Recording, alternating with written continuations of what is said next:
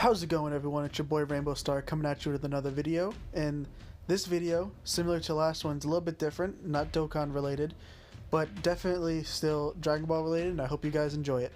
We're going to be so I saw this poll that was back in April of 2018, where the fans of Dragon Ball, all of us, did a poll asking who was the best character in Dragon Ball. And apparently, as I agree with this, that Vegeta is the best character in all of Dragon Ball and Dragon Ball Z, Dragon Ball Super, all of that. Obviously beating out Goku, which is very odd since he's the main character, but a lot of people my age and older really connect with Vegeta and enjoy the character instead of just the happy-go-lucky Goku who kind of just goes with the flow and doesn't really have much character development through the series. And I want to talk about why I enjoy him so much, why I enjoy him as a character, and why he's so, like, his character growth and everything that happens with him and during the series is just so amazing. Especially with Akira Toriyama not really liking Vegeta that much and how much he actually decided to run with him. Because as many people don't know, Vegeta was only supposed to be in the Saiyan saga. He wasn't supposed to come back, but people liked him so much, so they kind of demanded it. So, to start off, Vegeta. We first meet him. He's a complete powerhouse. He's stronger than anybody that we've ever seen before. He just walks over Nappa. He walks over Raditz. Raditz, a person who Goku had to die in order to defeat, and with Piccolo's help, of course. And he's just this ruthless, planet-killing machine. In the anime, at least, the first thing we ever see of him is him destroying a planet, just with like the swipe of his hand, really. And he comes here looking for the Dragon Balls to become immortal, and we see him as such a bad person. He's obviously the antagonist of this saga in the story, so we just see him as such a bad guy. And then after this, obviously Goku lets him go because he wants to fight him again and all that. So we get over to the Saiyans, to the Namek saga, obviously fighting all of Frieza's henchmen and everything, and we learn that Vegeta's not really that bad of a person. Yes, he's still a bad guy in this part, but he's not bad from his own doing. He learned, like, he had to be this way under Frieza, and under Frieza's rule, and under his father's rule, and all that. It wasn't really his choice to be the way that he is, and you start to sympathize with him a little bit, because you learn about Frieza's army and all this other stuff, how Vegeta, the powerhouse that he is, gets stomped by people like Dodoria, Zarbon, all the members of the Ginyu Force. Like, he's no chance against them, even after the Zenkai boost he got from fighting Goku, which was a heavy one nonetheless. So obviously he's still a bad guy, but he starts teaming up. But then he teams up with Gohan and Krillin, basically forcibly, because he needs their help to have any chance against the Ginyu Force. But later on, obviously when he's fighting Frieza, we really learn, and his character development really starts at this point. And this was supposed to be the end of the series, once Goku defeats Frieza, which none of us knew. Well, obviously none of us knew that, but so Vegeta tells Goku about why he really is the way that he is, that Frieza killed his entire race, and he didn't try to go after the Dragon Balls to become immortal for his own, like, to take over the world or take over the universe, anything like that. He did it to defeat Frieza, which is a very, like, I think it's a very noble thing to do, to put everything onto yourself just to rid the universe of this terror that destroyed your entire race with just the flick of his finger, with no cause or anything, just because he's scared of what they could become. And all he wanted was to save the rest of the universe from that catastrophe himself. And obviously, we all know the Frieza saga wasn't the end of the series like it was supposed to be, because people loved it so much. So he came back into the first time. Well, we see Vegeta during the the Mecha Frieza part, but he really doesn't do much because that's just the introduction of Trunks as a Super Saiyan, which just drives Vegeta mad. So at this point, he's a father of his own, of our version of Trunks, our kid Trunks, and he doesn't, obviously he's not really a part of his life or anything like that. He still just trains by himself all the time, doesn't really do anything else. And he, while training and everything, he's just broken down beyond belief. He hates himself, he hates everything that he's become, because he can't become a Super Saiyan, that Goku is so far ahead of him. And it's not just one person that's ahead of him, it's his own future son that he doesn't know he's his son yet, but it's this other kid that just came out of nowhere who's also a Super Saiyan that Vegeta couldn't even touch. He hates himself, and by the time with training, he finally gives up, and he just goes into like this basically blind rage of just giving up on himself. He doesn't care about Goku being stronger than him. He doesn't care about being a Super Saiyan anymore. And that self-loathing, that self-hatred of being too weak to change anything, finally made him a Super Saiyan, which is he's the only really person to do that in the series. Like, Goku transformed into a Super Saiyan because Krillin died. Trunks did it because Gohan died. Trunks and Goten did it because they're prodigies. Vegeta, Kefla, and Kale did it because they're prodigies as well. And so did Kabe. Well, Kabe, Vegeta trained into doing it, but it's not... He's hated himself beyond belief, and that's the only reason he transformed. Well, Gohan hated himself as well for being weak, but it's slightly different. But I think his way was a lot more powerful, to me at least. So he transformed and he surpassed Goku again. He was the strongest fighter on Earth besides the androids, like the strongest Z fighter, if you want to consider him that. He's still slightly a villain at this point. He has no care for anybody else. All he cares about is himself and is being the strongest. But his emotions and everything are starting to kick in. His character development starting to kick in at this point. Later on in the arc, where the next step of his progression was the first time he ever showed care for anybody else, and that's when Super Perfect Cell came back and shot Trunks in the chest with a ki blast, killing him instantly. And Vegeta goes into a berserker rage, talking about how he killed his son and all this other stuff. He finally shows empathy and care for another person in the series. That's something that we've never seen out of Vegeta before, and I thought it was very powerful. It was different to see from just like the fighting fest and everything. Like, this stage of Vegeta begins like his real development into who he is now in the series.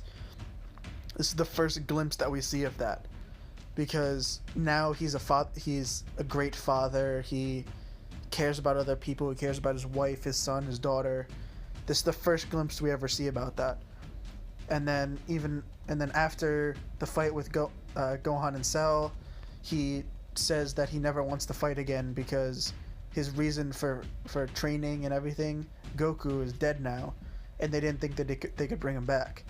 So after that, we get to the Buu Saga, of course, where he becomes Majin Vegeta. And the only reason he becomes this is because he still doesn't think that he can't take on Goku by himself. He still thinks he needs other people's help, and the Saiyan Saga Vegeta comes back a little bit, where he's just blind rage. He's just destroying everything in sight, and he doesn't care about anybody else besides himself, and his singular goal of defeating Goku. He wants to do everything by himself. After he becomes Majin Vegeta by because he sees that, oh, Babidi makes people stronger once he has control over them, and he allows it in order to take on Goku, who he then beats in their fight, Majin Vegeta versus SSJ2 Goku. He defeats him. They were obviously they were a perfectly even match at this point, but Vegeta gets like a cheap shot in at the end, as he would do with his evil self. But the thing is that the Majin form, the Majin like curse seal, whatever you want to call it, is supposed to bring out the evil in everybody. It's supposed to make the evil side stronger and make you not care about anything else. This is when he, like, the real, like, I think this is like the final character development moment for Vegeta, is this one right here, where he says goodbye to his son Kid Trunks and has Piccolo take him and Goten away, because he decided the only way to defeat Majin Buu and to save everybody was to blow himself up with the final atonement, where he's atoning for all of his sins, everything bad that he's ever done. He's using this final attack, this final moment for himself to probably basically say, I don't want to go to hell. I want to be remembered as a good person. He finally shows care for Trunks and his wife Bulma.